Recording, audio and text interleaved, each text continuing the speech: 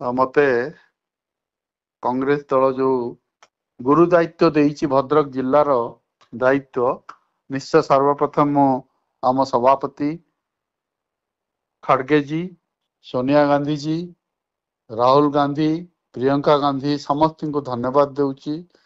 तत्सहित आमर राज्यर सभापति भक्तचरण दास को भक्त दादा को धन्यवाद देउछि।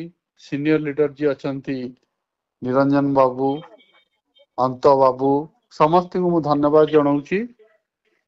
एवं आपण जानिथिबे बहु समस्या रे भद्रक चलीछि। 24 वर्षर सरकार को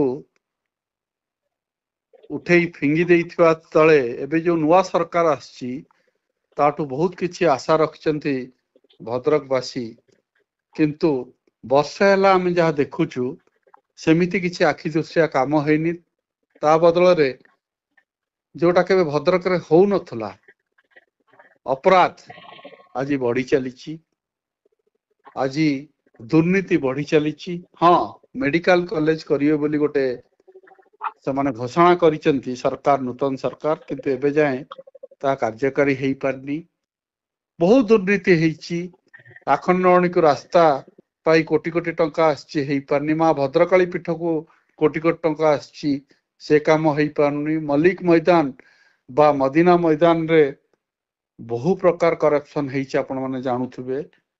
तेणु भद्रक को एवं सेठी कोयला चोर ठू आरंभ करिकी मद व्यवसाय ठू आरंभ करिकी ड्रग्स व्यवसाय ठू आरंभ करी प्रत्येक जिनिस आज भद्रक अग्रिम स्थान ग्रहण कलाड़ी।